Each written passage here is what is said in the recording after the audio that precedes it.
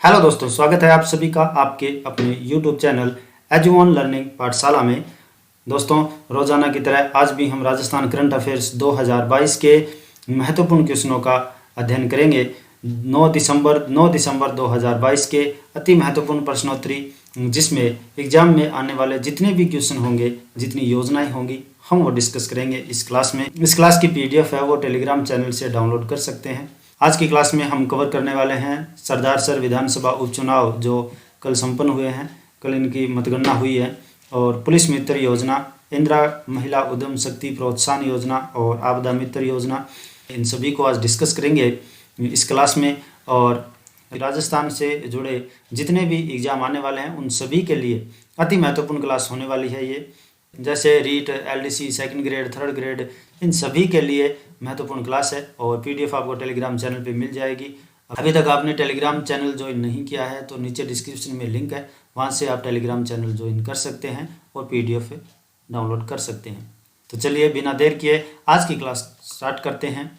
सबसे पहले देखते हैं सरदार सर विधानसभा उपचुनाव जो कल संपन्न हुए हैं, कल जिनकी मतगणना हुई है। मतदान की तारीख थी 1 दिसंबर को ये चुनाव हुए थे और गणना यानी कि कल रिजल्ट इनका 8 दिसंबर को डिक्लेयर किया गया, जिसमें भारतीय राष्ट्रीय कांग्रेस के उम्मीदवार श्री अनिल कुमार शर्मा 26,852 मतों से विजयी हुए। कांग्रेस प्रत्याशी अनिल कुमार शर्मा जी हैं, जो 91,357 वोट इनको मिले हैं। और जो सेकंड पे हैं श्री अशोक कुमार जी सेकंड पे हैं अशोक कुमार जी, जो 64,505 5 मतों। ये भारतीय जनता पार्टी के उम्मीदवार थे, यानी कि बीजेपी के उम्मीदवार थे। और थर्ड में हैं श्री लालचंद मुंड, जो 46,753 वोट इनको मिले हैं। ये राष्ट्रीय लोकतांत्रिक पार्टी के प्रत्याशी थे और कुल मताधिकार है वो 2,09,837 मतों का प्रयोग किया गया, लगभग 72%। तो ये राजस्थान जो सरदार सर विधानसभा चुनाव है, ये हुए चूरू डिस्ट्रिक्ट में है, सरदार सर तहसील। जो कांग्रेस प्रत्याशी जो विजय हुए हैं श्री अनिल कुमार जी शर्मा, इनसे पहले भंवरलाल जी शर्मा थे जो इनके पिता थे। उनके निधन के बाद में उनके पुत्र श्री अनिल कुमार शर्मा जी हैं वो कांग्रेस प्रत्याशी से जीते हैं। एग्जाम की दृष्टि से महत्वपूर्ण डिटेल है। इस चुनाव में नोटा का प्रयोग हुआ है। 1777 नोटा बटन दबाए गए हैं, यानी कि जो 1777 जो मताधिकार थे उनको कोई भी कैंडिडेट पसंद नहीं आया। और लगभग इसमें बात करें तो कुल 10 प्रत्याशी थे इसमें, और सबसे ऊपर जो फर्स्ट पे हैं अनिल कुमार शर्मा जी 26,852 मतों से विजयी हुए हैं। अब बात करते हैं पुलिस मित्र योजना की। पुलिस मित्र योजना यानी कि सजग और सुरक्षित राजस्थान के लिए पुलिस का नवाचार, बहुत ही सराहनीय योजना है। ये बहुत ही गजब की योजना है उन सभी नौजवानों के लिए जो पुलिस में भर्ती होने का जज्बा रखते हैं। उन सभी नौजवानों के लिए एक मौका है पुलिस मित्र योजना, पुलिस में भर्ती होने का। पुलिस मित्र योजना है वो जून 2019 को प्रारंभ की गई थी। और इनकी पात्रता यानी कि कौन इसे ज्वाइन कर सकता है, कौन इस योजना का लाभ उठा सकता है, तो आयु आपकी 18 वर्ष से अधिक होनी चाहिए, राजनीति में सक्रिय न हो, यानी कि राजनीति से जिनका कोई लेना देना नहीं है वो इस योजना का लाभ उठा सकते हैं। उद्देश्य क्या है? राज्य में भय एवं अपराध मुक्त समाज की स्थापना में गति आएगी और आम लोगों के बीच में पुलिस की छवि भी बेहतर बनाने की कोशिश इसमें की गई है। आम जनता में जिस प्रकार से पुलिस की एक छवि है उसको बेहतर बनाने के लिए भय और अपराध मुक्त समाज की स्थापना के लिए इस योजना को शुरू किया गया है। जो 18 वर्ष से अधिक है वो ज्वाइन कर सकता है इसको, पुलिस मित्र योजना को। लेकिन जो पुलिस मित्र योजना में जो पुलिस मित्र बनते हैं उन्हें बेस्ट फ्रेंड फॉर एवर यानी कि बेस्ट फ्रेंड फॉर एवर कहा जाता है। तो ये बेस्ट फ्रेंड फॉर एवर है वो एग्जाम की दृष्टि से भी महत्वपूर्ण है। आ सकता है कि बेस्ट फ्रेंड फॉर एवर किसे कहते हैं, तो जो पुलिस मित्र बनता है उसे बेस्ट फ्रेंड फॉर एवर कहते हैं। यानी कि राजस्थान पुलिस ने पुलिस मित्र योजना में जो कम्युनिटी पुलिसिंग है उसके विचार को अपनाया गया है। जो कम्युनिटी पुलिसिंग का मतलब क्या होता है, यानी कि कम्युनिटी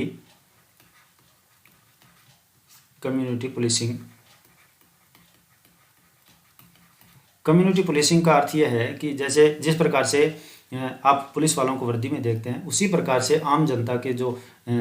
आम जनता के नागरिक हैं वो बिना वर्दी के भी पुलिस में भर्ती होंगे और एक समाज को नई दिशा देंगे, समाज को अपराध और भय से मुक्त करेंगे। तो ये कम्युनिटी पुलिसिंग है और इसकी तर्ज पे ये पुलिस मित्र योजना शुरू की गई है। ये आपको नोट करके रखना है, याद करना है, एग्जाम की दृष्टि से अति महत्वपूर्ण होने वाला है ये पुलिस मित्र योजना। अब चलते हैं अगले, नेक्स्ट देखते हैं। नेक्स्ट क्वेश्चन है, हाल ही में राजस्थान के किन जिलों में पोटास के भंडार मिले हैं? तो पोटास के भंडार मिले हैं, यानी कि काफ़ी अच्छी खबर है राजस्थान के लिए पोटास के भंडार मिलना, क्योंकि हमारे जो कृषि, हमारे जो खेत हैं, खेत खलिहान हैं, उनमें पोटास की काफ़ी ज़रूरत रहती है। तो पोटास के भंडार मिले हैं। तो बीकानेर और हनुमानगढ़ इन दोनों में पोटास के भंडार मिले हैं। खनन हो रहा था, खुदाई हो रही थी, उसमें 500 से 700 मीटर के दायरे में ये पोटास के भंडार मिले हैं। बीकानेर में जो लखासर है वहाँ पे ये भंडार मिले हैं पोटास के। और हनुमानगढ़ में सत्तीपुरा नाम से जगह है, सत्तीपुरा, वहाँ से ये पोटास के भंडार मिले हैं, जिसमें सिल्वाइट और पॉलीहाइलाइड पोटास है वो मिले हैं। इससे जुड़े महत्वपूर्ण तथ्य यह है कि भारत सरकार के उपक्रम मिनरल एक्सप्लोरेशन कंसल्टेंसी लिमिटेड, जिसे MECL बोलते हैं, उसके अध्यक्ष व प्रबंध निदेशक हैं श्री घनश्याम शर्मा। अगली योजना है इंदिरा महिला शक्ति उद्यम प्रोत्साहन योजना, यानी कि राज्य सरकार ने महिलाओं की आर्थिक आत्मनिर्भरता और सशक्तिकरण के लिए ये योजना शुरू की है। इसके तहत जो व्यक्तिगत महिला उद्यमी हैं अथवा जो स्वयं सहायता समूह हैं उनको 50 लाख रुपए तक, और जो समूह के रूप में विद्यमान क्लस्टर या फेडरेशन को 1 करोड़ रुपए तक की ऋण सुविधा अब मिलेगी। तो ये योजना शुरू की गई है, काफ़ी अच्छी साबित होगी। और जो विभाग है इससे संबंधित वो है महिला अधिकारिता विभाग। बजट है वो 100 करोड़ रुपए का है, 100 करोड़ रुपए का है। और पात्रता के लिए राजस्थान की मूल निवासी होनी चाहिए और उम्र है वो 18 वर्ष से अधिक उम्र होनी चाहिए। ठीक है।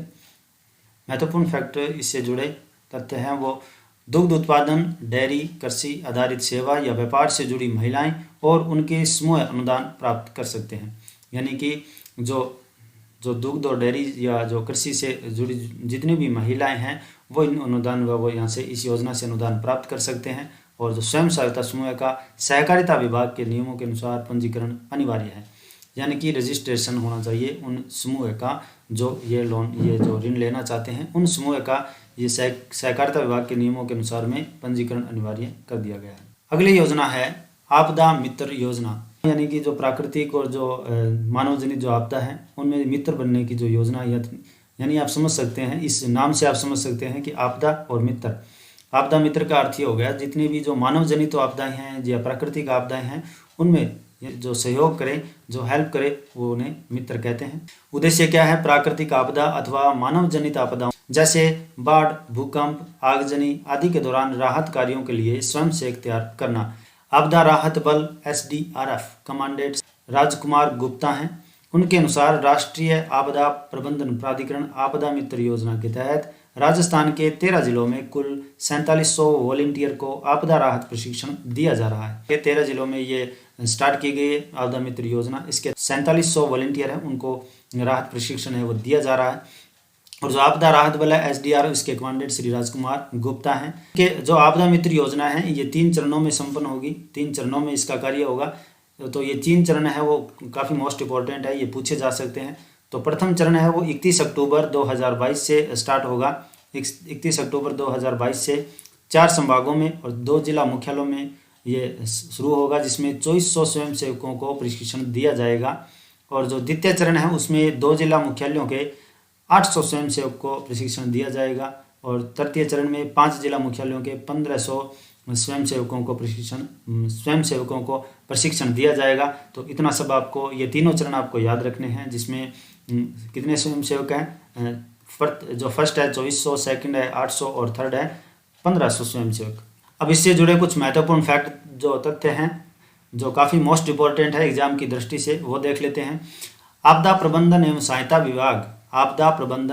सहायता विभाग की स्थापना 24 अक्टूबर 1951 में की गई थी। काफ़ी मोस्ट इंपॉर्टेंट है एग्जाम की दृष्टि से, क्योंकि जितने भी करंट में न्यूज़ चल रही होती है उनसे जुड़े जितने भी फैक्ट बनते हैं वो आपको याद रखने हैं, क्योंकि एग्जाम में पूछे जा सकते हैं। राजस्थान राज्य आपदा प्रबंधन अधिनियम 2005 कब लागू किया गया? तो ये 1 अगस्त 2007 से लागू है।